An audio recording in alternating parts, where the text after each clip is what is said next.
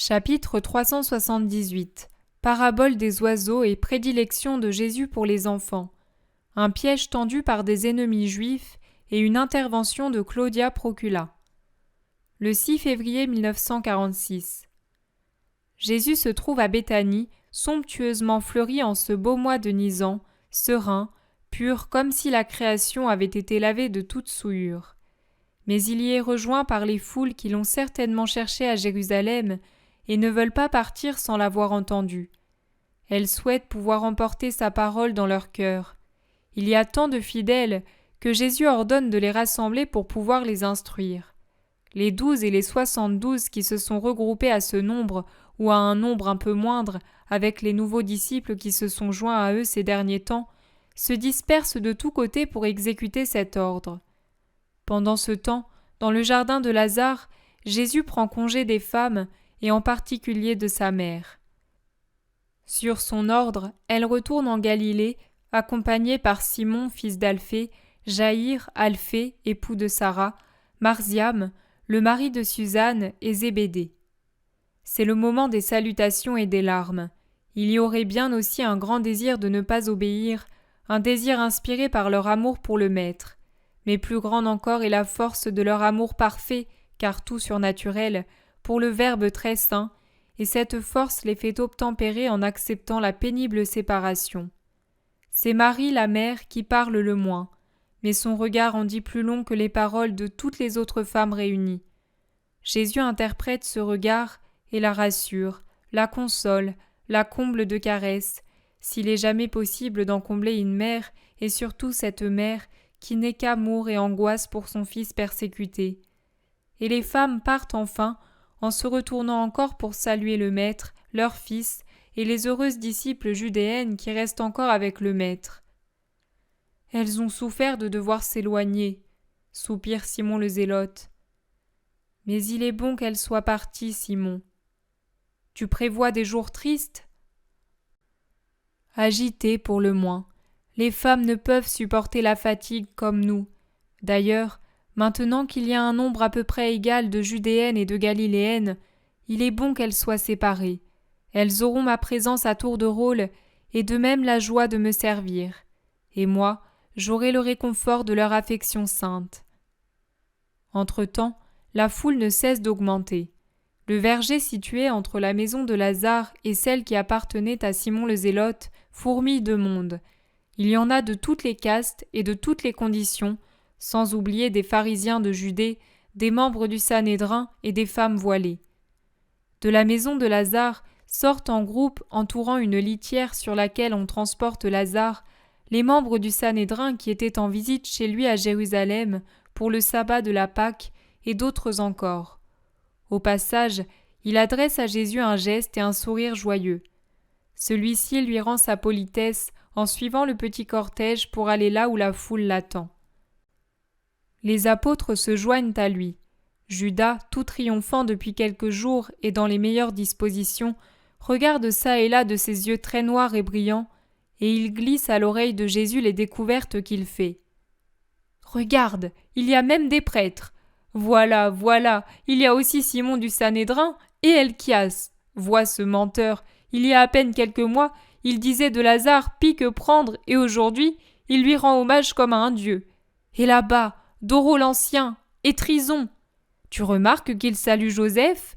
Voilà le scribe Samuel, avec Saul, et le fils de Gamaliel. Là, il y a un groupe de partisans d'Hérode. Et ce groupe de femmes voilées, ce sont sûrement les Romaines. Elles se tiennent à part, mais tu vois comme elles observent où tu te diriges pour pouvoir se déplacer et t'entendre. Je reconnais les personnes malgré les manteaux. Tu vois, deux grandes, une plus forte que grande, les autres de taille moyenne, mais bien proportionnée. Vais-je les saluer ?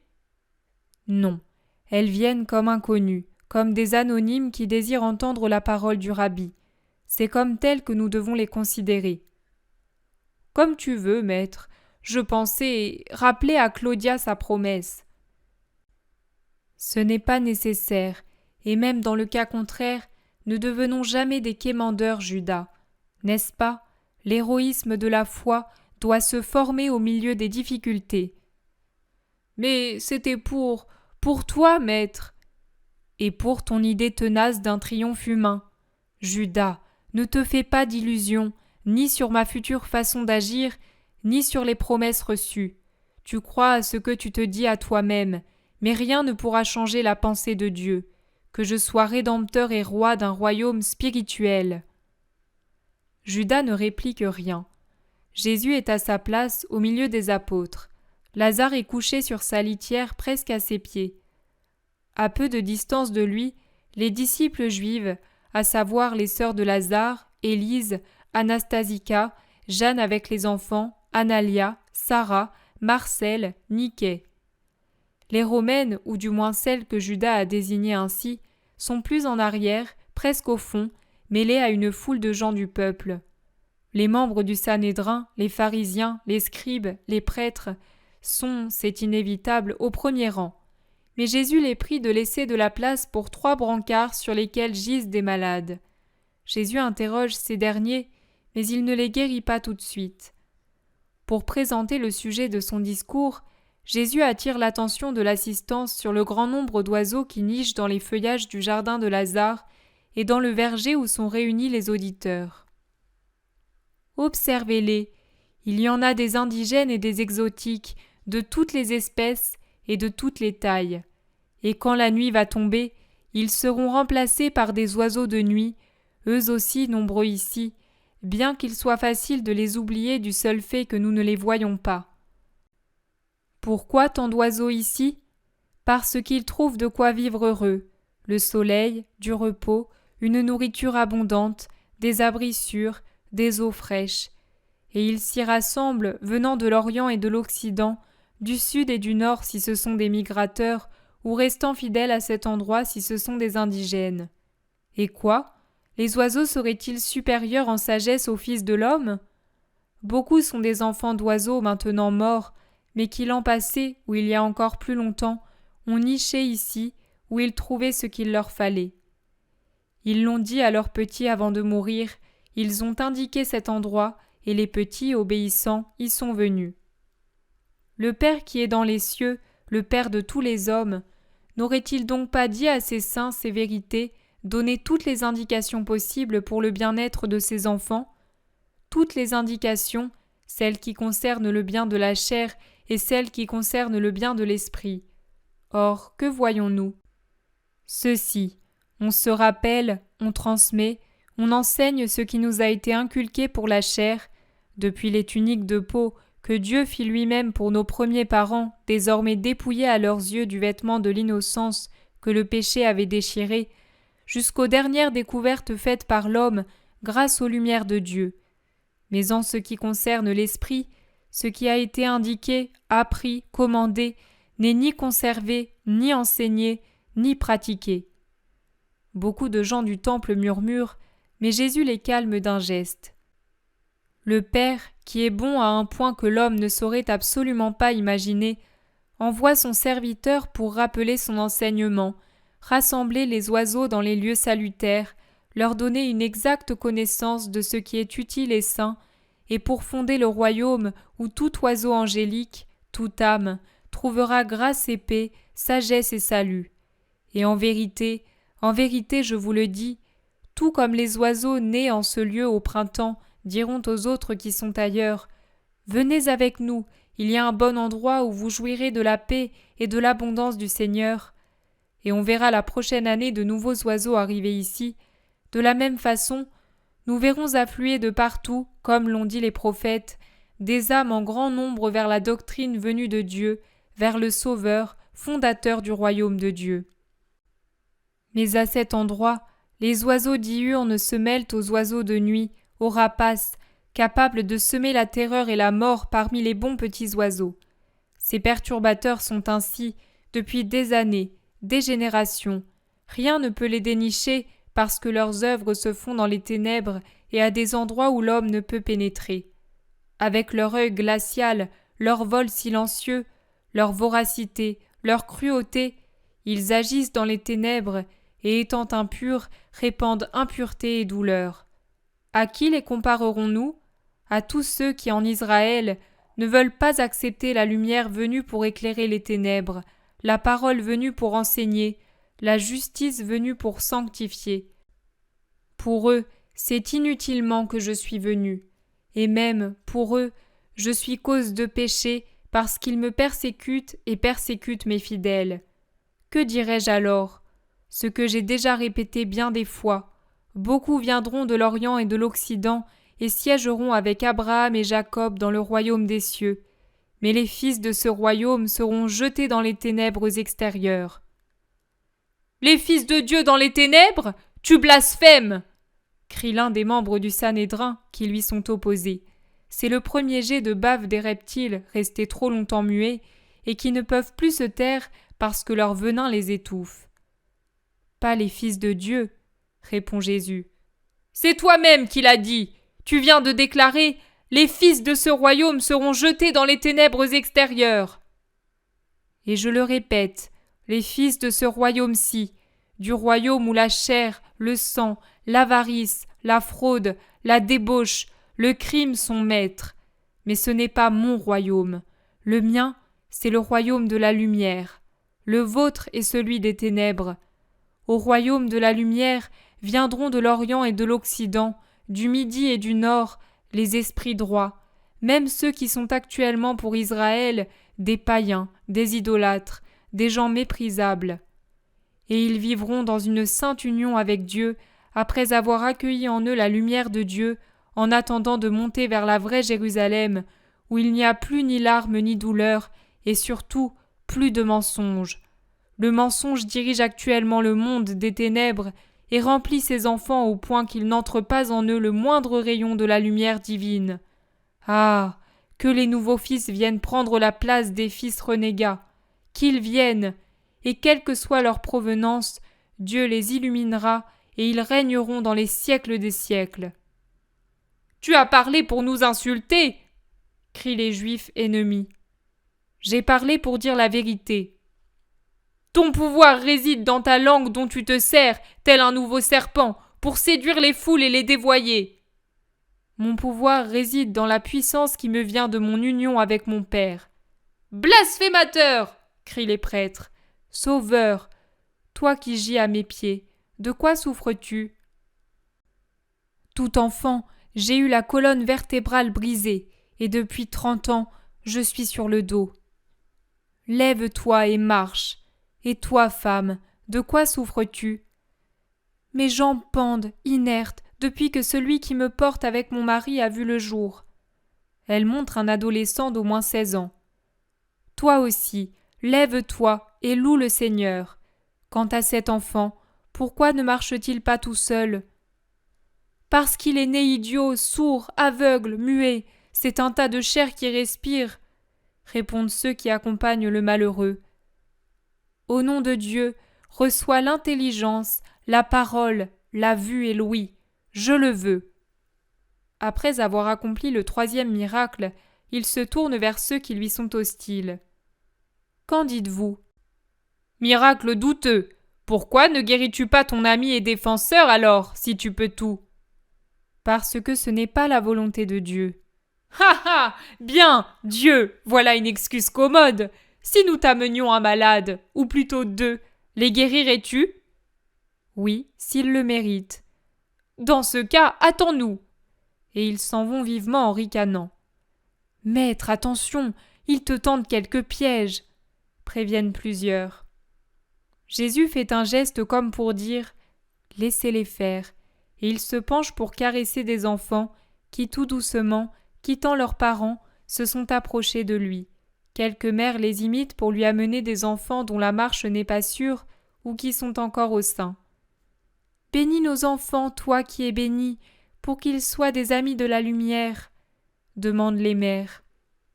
Jésus leur impose les mains. Cela produit un remous dans la foule. Tous ceux qui ont des enfants veulent la même bénédiction. Ils poussent et crient pour qu'on leur fasse place. Les apôtres, en partie parce qu'ils sont énervés par la méchanceté habituelle des scribes et des pharisiens, en partie par pitié pour Lazare, qui risque d'être renversé par les flots de parents qui apportent leurs enfants à cette divine bénédiction, se fâchent et crient, en réprimandant ou en repoussant l'un ou l'autre, surtout les enfants venus seuls. Mais Jésus, doux, affectueux, les reprend. Non, non, ne faites pas cela. N'empêchez jamais les enfants de venir à moi, ni leurs parents de me les amener. C'est justement à ces innocents qu'appartient le royaume. Eux seront innocents du grand crime, et ils grandiront dans ma foi. Laissez-les donc pour que je les consacre à elle. Ce sont leurs anges qui me les conduisent. Jésus se trouve maintenant au centre d'une couronne d'enfants qui le regardent d'un air extasié. Tant de petits visages levés, tant d'yeux innocents, tant de bouches souriantes. Les femmes voilées ont profité de la confusion pour contourner la foule par l'arrière et venir derrière Jésus, comme si la curiosité les y poussait. Les pharisiens, scribes et compagnie reviennent avec 2 hommes qui paraissent très souffrants. L'un des 2 surtout gémit sur son brancard, entièrement recouvert de son manteau. L'autre est en apparence moins atteint, mais il est très malade, car il est décharné et haletant. « Voici nos amis, guéris-les, ils sont vraiment mal en point, celui-ci surtout !» disent-ils en montrant l'homme qui gémit. Jésus baisse les yeux sur les malades, puis il les relève sur les Juifs. Il darde sur ses ennemis un regard terrible. Bien droit, derrière la haie des enfants, qui ne lui arrive qu'au-dessous de la ceinture, il semble se lever d'un buisson de pureté pour être le vengeur, comme si c'était de cette pureté qu'il tirait sa force. Il ouvre les bras et s'écrie « Menteur ! Cet homme n'est pas malade, c'est moi qui vous l'assure. Découvrez-le, sinon il sera réellement mort dans un instant à cause de l'escroquerie que vous avez essayé de faire contre Dieu. » L'homme bondit hors du brancard. « Non, non, ne me frappe pas. Et vous, maudits, reprenez votre argent. » Et jetant une bourse aux pieds des pharisiens, il s'enfuit à toutes jambes. La foule murmure, rit, siffle, applaudit. L'autre malade intervient. « Et moi, Seigneur, j'ai été tiré de force de mon lit, et depuis ce matin, je subis cette violence. Mais je ne savais pas que j'étais aux mains de tes ennemis. Toi, mon pauvre fils, sois guéri et béni. » Et il lui impose les mains en fendant la haie vivante des enfants. L'homme soulève un instant la couverture étendue sur son corps, il regarde je ne sais quoi. Puis il se dresse debout. Ainsi, il apparaît nu des cuisses jusqu'aux pieds, et il crie à en perdre la voix. « Mon pied, mon pied! Mais qui es-tu? Qui es-tu pour rendre les membres perdus ?» Puis, il tombe aux pieds de Jésus, se relève, saute en équilibre sur le lit et s'écrie « Le mal me rongeait les os. Le médecin m'avait arraché les orteils, brûlé la chair. Il m'avait entaillé jusqu'à l'os du genou. Regardez! Regardez les marques! Et je serais mort tout de même. Et maintenant, tout est guéri. Mon pied est reconstitué. Et je ne souffre plus. Je me sens plein de force, de bien-être. Ma poitrine est dégagée. Mon cœur va bien. Oh, maman, maman, je viens t'apporter la joie. » Il s'apprêtait à partir en courant quand la reconnaissance l'arrête. Il revient vers Jésus et baise tant et plus ses pieds bénis, jusqu'au moment où Jésus lui dit en caressant ses cheveux « Va trouver ta mère et sois bon. » Puis il regarde ses ennemis anéantis et dit d'une voix de tonnerre « Et maintenant, que devrais-je vous faire? Que devrais-je faire, ô foule, après ce jugement de Dieu ?» La foule hurle « Qu'on lapide ceux qui offensent Dieu! À mort! Ça suffit les pièges tendus au sein! Soyez maudits !» Et ils se saisissent de mottes de terre, de branches, de petits cailloux, tout près de commencer la lapidation. Jésus les arrête. « Voilà la parole de la foule, voilà sa réponse. La mienne est différente. Moi je dis, allez-vous-en. Je ne vais pas me souiller en vous frappant. Que le Très-Haut se charge de vous. C'est lui ma défense contre les impies. » Les coupables, au lieu de se taire malgré la peur qu'ils ont de la plèbe, continuent à offenser le maître et écumant de colère, ils crient « Nous sommes juifs et puissants, nous t'ordonnons de t'en aller, nous t'interdisons d'enseigner, nous te chassons, hors d'ici, nous en avons assez de toi, le pouvoir est entre nos mains et nous nous en servons et nous le ferons toujours plus, espèce de maudit, d'usurpateur, de… » Ils sont sur le point de hurler autre chose dans un tumulte de cris, de pleurs, de sifflets, lorsqu'une femme voilée s'avance pour se placer entre Jésus et ses ennemis, d'un mouvement rapide et impérieux, et le regard et la voix plus impérieux encore découvrent son visage. D'un ton tranchant, cinglant plus qu'un fouet sur des galériens, qu'une hache sur le cou, elle laisse tomber sa phrase « Qui oublie qu'il est esclave de Rome ?» C'est Claudia. Elle rabaisse son voile. Elle s'incline légèrement devant le maître et reprend sa place. Mais cela a suffi. Les pharisiens se calment tout d'un coup. Un seul, au nom de tous et avec une servilité rampante, dit « Domina, pardon, mais cet homme trouble le vieil esprit d'Israël. Toi qui es puissante, tu devrais l'en empêcher, le lui faire interdire par le juste et brave proconsul. À lui, longue vie et santé. » Cela ne nous concerne pas. Il suffit qu'il ne trouble pas l'ordre de Rome, et il ne le fait pas, répond dédaigneusement la patricienne.